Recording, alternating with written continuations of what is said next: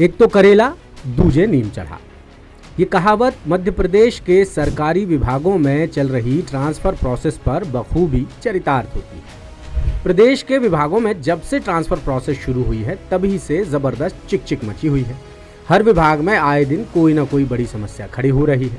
एक तो प्रदेश में लंबे समय से ट्रांसफर प्रोसेस लागू होने की बात की जा रही थी और जैसे ही ट्रांसफर प्रोसेस लागू हुई, अधिकारी कर्मचारी प्रक्रिया में गंभीर गड़बड़ियों के आरोप लगाने लगे। इसी कड़ी में पशुपालन और डेयरी विभाग में भी बड़ी परेशानी खड़ी हो गई है, जिसकी खबर सीधे मुख्यमंत्री कार्यालय तक भी पहुंच चुकी है।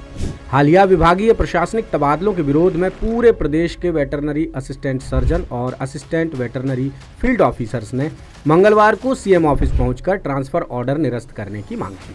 2 दिन पहले ही द सूत्र ने खबर दिखाई थी कि विभाग में 150 से ज्यादा ट्रांसफर संदेह के घेरे में है, जिनमें सौदेबाजी की शिकायतें मिल रही हैं। इससे पहले सरकार ने मंत्री लखन पटेल से विभाग वापस ले लिया था।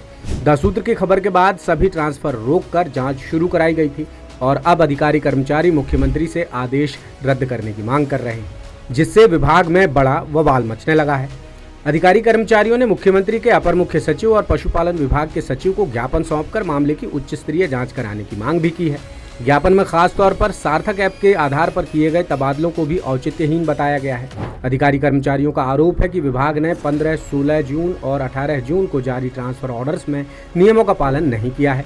कई तबादले प्रशासनिक जरूरत के बजाय मनमानी ढंग से किए गए हैं।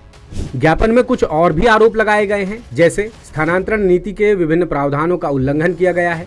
कई अधिकारियों का कार्यकाल पूरा होने के बावजूद उनका तबादला नहीं किया गया, जबकि अन्य कर्मचारियों को दूरस्थ क्षेत्रों में भेज दिया गया है। गंभीर बीमारी, दिव्यांगता, बच्चों की शिक्षा और पति पत्नी की एक ही स्थान पर पोस्टिंग जैसी मानवीय परिस्थितियों की अनदेखी की गई है।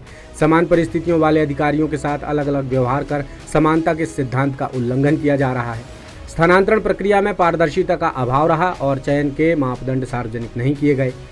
20 साल से ज्यादा सेवा दे चुके अधिकारियों को भी ग्रामीण एवं दूरस्थ क्षेत्रों में भेजने का आरोप लगाया गया है। कई कर्मचारियों का उनकी इच्छा के विरुद्ध 500 से 13 किलोमीटर दूर स्थानांतरण कर दिया गया है, जिससे कार्य क्षमता प्रभावित होने की आशंका है। मातृत्व एवं शिशु देखभाल अवकाश पर कार्यरत महिला अधिकारियों और सेवानिवृत्ति के निकट कर्मचारियों के स्थानांतरण पर भी आपत्ति जताई गई है। अनुसूचित जाति और अनुसूचित जनजाति वर्ग के कर्मचारियों के अनुपातहीन स्थानांतरण का भी आरोप लगाया गया है और ऑनलाइन उपस्थिति को आधार बनाकर बिना भौतिक सत्यापन के कई अधिकारियों के ट्रांसफर किए जाने पर भी सवाल उठाए गए हैं और ये सवाल राज्य स्तरीय नोडल अधिकारियों पर उठाए गए हैं। कर्मचारियों का कहना है कि बिना वास्तविक परिस्थितियों की जांच किए सिर्फ ऑनलाइन हाजिरी के आधार पर अधिकारियों का हजारों किलोमीटर दूर ट्रांसफर कर दिया गया है। साथ ही कुछ प्रभावशाली अधिकारियों को स्थानांतरण सूची से बाहर रखा गया, जबकि दीगर कर्मचारियों पर कार्रवाई की गई है।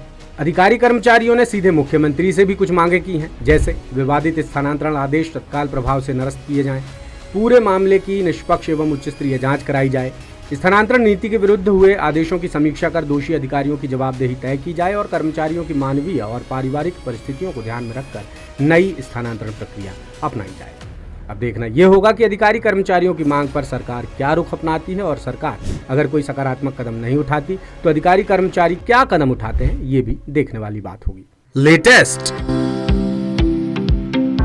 इन्वेस्टिगेटिव और इन डेप्थ खबरें देखने के लिए ज्वाइन कीजिए द सूत्र का व्हाट्सएप चैनल, सब्सक्राइब कीजिए यूट्यूब चैनल, लाइक कीजिए फेसबुक पेज और पढ़ते रहिए www.daसूत्र.com।